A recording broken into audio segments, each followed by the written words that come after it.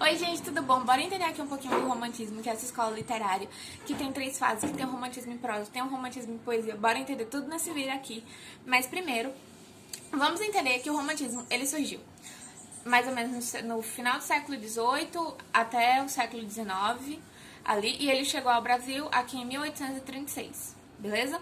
Como sempre, o Brasil é um pouquinho mais atrasado, mas beleza. Bom, e o que é o romantismo? Como vocês sabem, por enquanto, as escolas literárias, né, elas estão meio que se opondo, né? Mais ou menos vai ser assim. E o romantismo, a gente estudou na aula passada, arcadismo. O romantismo, ele era totalmente a oposição do classicismo. E o arcadismo se considerava neoclassicismo também. Então, o romantismo é a oposição do arcadismo, entendeu? Por quê? Porque o romantismo ele não segue um padrão. Já o classicismo vem lá de clássico, ele pega as ideias dos gregos, do romano, e já o romantismo não, é uma originalidade.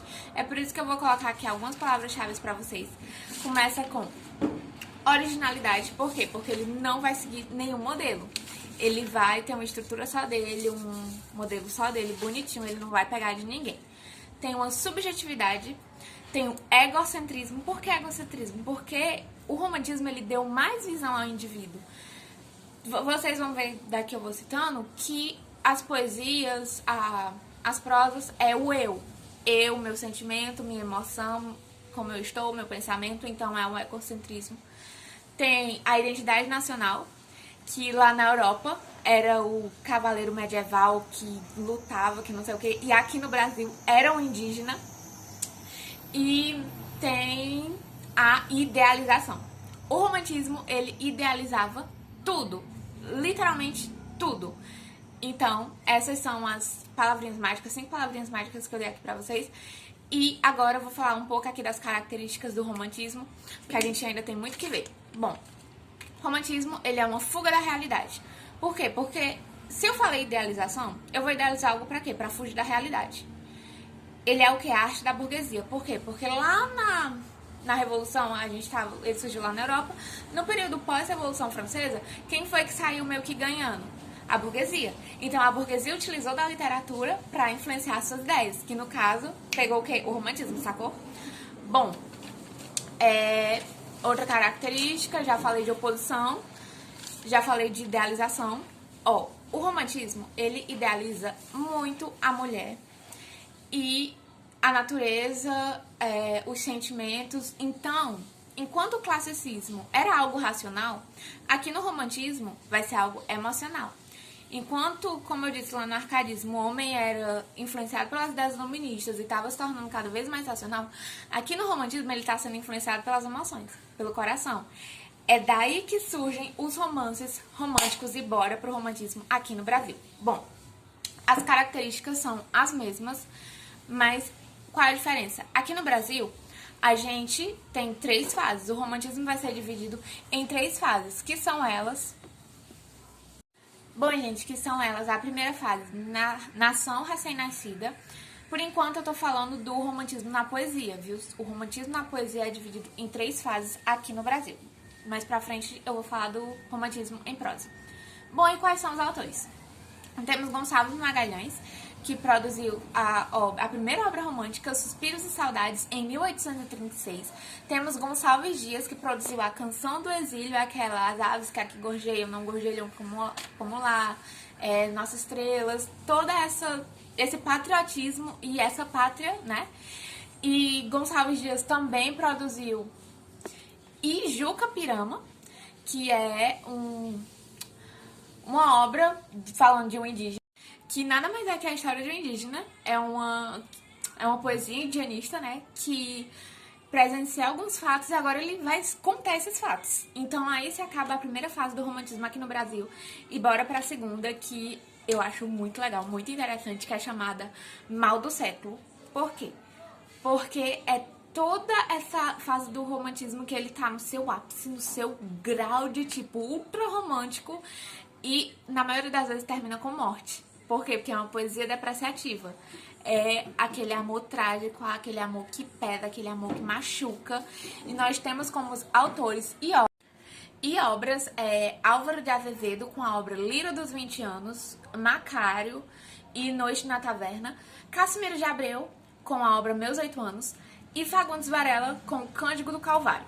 Bom, esses são os principais autores da segunda fase do romantismo, que é todo esse ultra romântico, essa morte, meu Deus, essa poesia depreciativa. E na terceira fase? Na terceira fase temos a Condoreia abolicionista, que nada mais é do que essa época da abolição da escravatura. Até isso vai ser retratado no romantismo. Por quê? Porque eles vão começar a trazer personagens escravos a falar da abolição. E nós temos como o principal autor Castro Álvares com as duas obras, Os Escravos e Espumas Flutuantes. E aqui acaba o romantismo em poesia. Vamos agora para o romantismo em prosa. Bom, o romantismo em prosa, o primeiro a ser publicado aqui foi um romance romântico. O que é romance romântico? Não seria um pleonasmo? Não. Por quê? Romance é uma longa narrativa. Romântico tá dizendo que vai ser algo romântico. Então, vamos lá. Existe romance policial, romance de ficção científica. Percy Jackson é um romance. Por que Percy Jackson é um romance? Porque pode ser uma saga. Crônicas de Nárnia é um romance.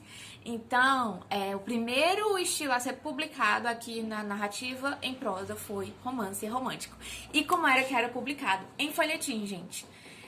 Por isso também que pode ser uma arte da burguesia. Também pensar, era uma arte da burguesia.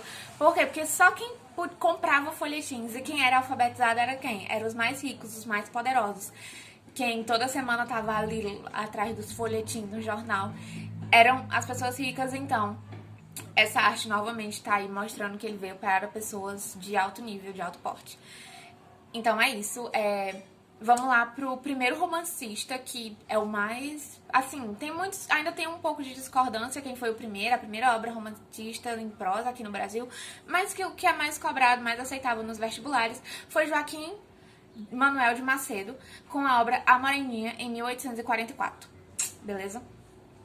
Depois temos Franklin Távora, que ele traz um regionalismo romântico. O que é esse regionalismo?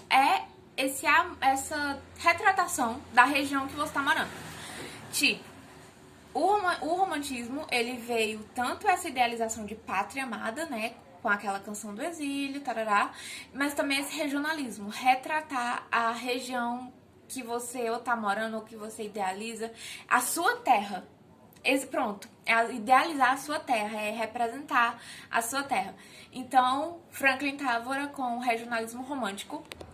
Bernardo Guimarães também regionalista romântico lá de São Paulo e Minas, retratando a escravizaura, que todo mundo conhece a história da escravizaura, aquela escrava branca que era perseguida pelo Leôncio.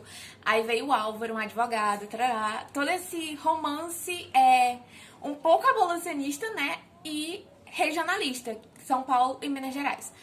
Bernardo também escreveu O Seminarista e Escravizaura. Pronto. Visconde de Tanay, Mato Grosso, ele era regionalista, mas também de Mato Grosso, que trouxe a obra Inocência, toda uma história de da jovem inocência que se apaixonava por um médico, todo esse romance também, esse romance romântico regionalista. E o mais importante, gente, que vocês não podem esquecer, que é totalmente cobrado em vestibular, em Enem, é o maior romancista que nós temos, que é José de Alencar. Ele retratou todas essas fases da mulher como uma idealização perfeita. Ele retratou sobre o regionalismo, ele retratou sobre o índio, ele retratou sobre tudo. Por quê? No romantismo em prosa, não se divide em fases. Não é dividido em fases como na poesia. No da poesia, sim, é dividido em fases. No em prosa, gente, tem uma divisão temática, que são 4. Os romances históricos, os romances regionalistas, os romances indianistas e os romances urbanos. Que foi por isso que eu fui falando, Bernardo escreveu o romance regionalista. Exatamente por isso. E por que José de Alencar é tão importante? Porque ele trabalhou esses 4. Ele trabalhou nessas 4 divisões. Se você for olhar as obras de José de Alencar, são indianistas com aquela sequência do... Ai, meu Deus. Do Ubirajaba, se eu não me engano. É regionalista, porque ele também fala da jovem Iracema. É histórico, é urbano, então é exatamente por isso que José de Alencar é o maior romancista que nós temos. E a aula sobre romantismo foi isso. Eu tive que correr um pouquinho, porque era muita coisa pra ser vista. Espero que vocês tenham aprendido pelo menos 1%. Espero que vocês tenham entendido. E é isso, até semana que vem. Tchau!